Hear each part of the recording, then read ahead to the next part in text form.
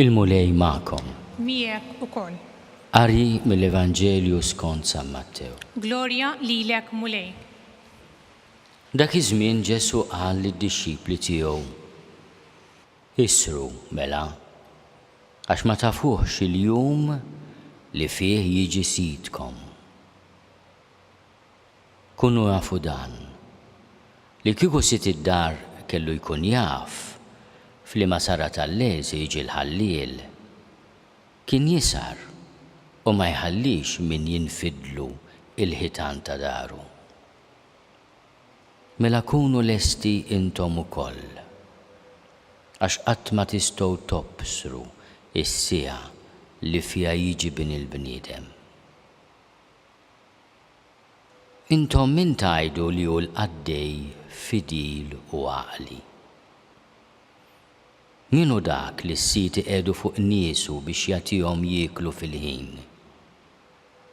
Ħieni dak il-qaddej li sidu jiġi u jsibu jaqdi dmiru. Tassew ngħidilkom li afdalu ġidu kollu fideh.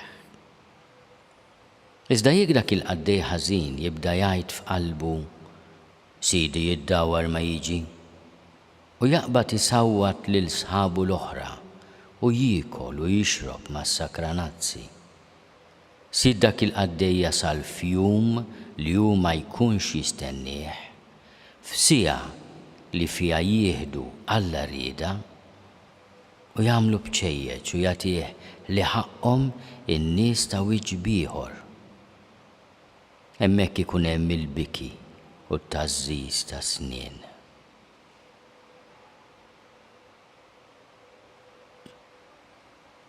Il-kelma tal-mulej. Tifħir lilek Kristu. Bit-tagħlim tal-Evanġelju nitnattfu minnu mietna. Din hija silta mill-kapitlu 24 ta' San Matteo hija meħuda pratikament l-aħħar kapitli ta' dan il-Vanġelu, l-ewwel Vanġelu, li għandu 26 kapitlu u anzi iżjed minn hekk. Imma hawnhekk qegħdin diġà nersqu lejn id-diskorsi ta' Ġesu li jitkellmu dwar it-tmiem ta' ħajjitna u tmiem id-dinja. Ħafna drabi fl-Evanġelju il-kelma jiġi bin il-bniedem tirreferi kemm għal tmiem id-dinja, dak li aħna sejħulu l-aħħar ġudizzju, u anke l-ġudizzju personali meta jiġi għalija personali fil-misteru tal-mewt. Fiż-żewġ miġijiet tiegħu Ġesu jinsisti fuq l-element tas-sorpriża. Ma tafx eżattament meta. Nafu li żgur, imma meta ma nafux. U din ħaġa tallimilna l-esperjenza. Għaliex inti ikollok nies eżis għalik li tafhom ħbieb tiegħek, membri tal-familja tiegħek, llum qegħdin magħna wara le.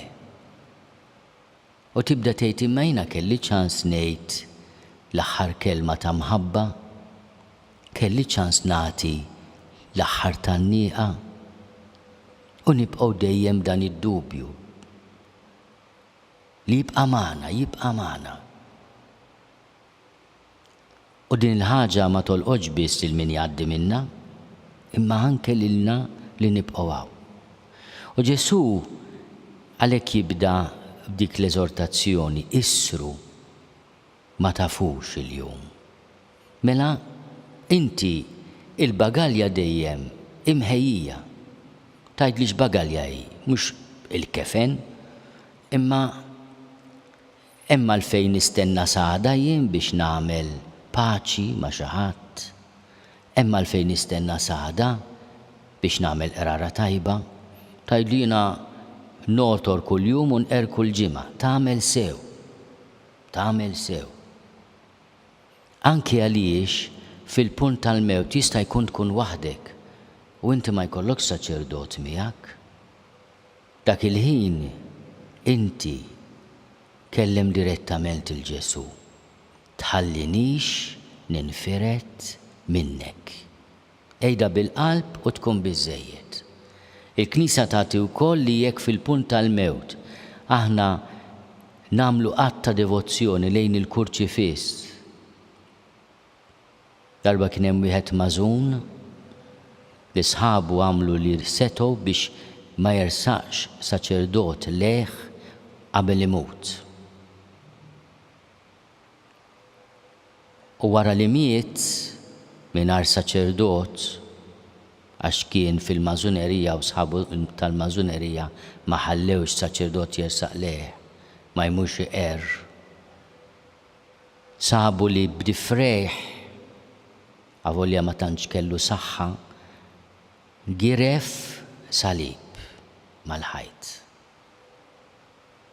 Dak kien sinjal li hu fil-punt tal-mewt avolja mċaħħat minn saċerdot ħass il-Ġesu qrib tiegħu. Aħna l-Madonna se ngħidu r-Rożarju minn ftit ieħor, x'ngħidula fl-Ave Marija? Issa u fis-sija tal-mewt tagħna. Ngħiduha 50 darba fir-Rożarju di. Meta nsellmu l-Madonna l-Knisja l-mitna nitolbuha li titlob għalina issa u fis-sija tal-mewt. Ma nafux meta, ma nafux kif. Forsi aħjar hekk, anzi naħseb jien il-mulej taħnina kbira. Għax kieku inti medja u medija abba qali satej. Abba qali sija. Mentri qed niftakar f'aneddotu sabiħ ta' Dominku Savio li kien mallem tajjeb minn San Juan Bosco. Xi ħadd qallu Domenico, qallu kieku ngħidlek li 5 minuti oħra kien qed jilgħab ma' tfal. Se tmut, x'tagħmel? Nkompli nilgħab. Għaliex għax dana kien f'paċi ma' Ġesu, iqer ta' spiss, jitqarben kuljum.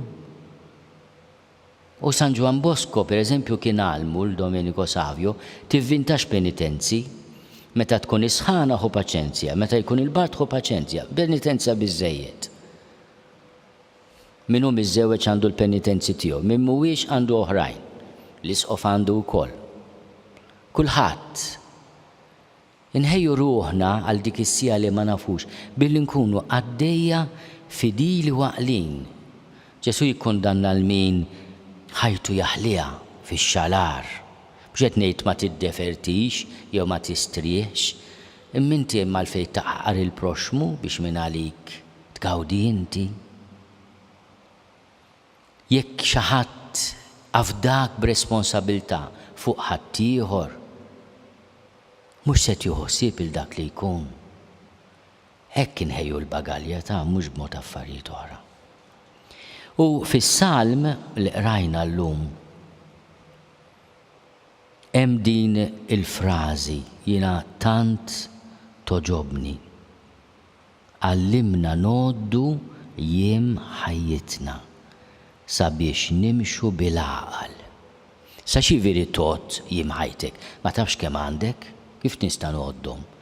Billi tgħix kuljum ta' nies. U tirrealizza li maħniex għal dejjem, ħabiba, maħniex għal dejjem. Ikollok kemm ikollok u jkollok kemm ikollok flus u poter, tkun m'intix għal dejjem. Allura mhux aħjar ngħixu ta' nies biex immutu ta' nies.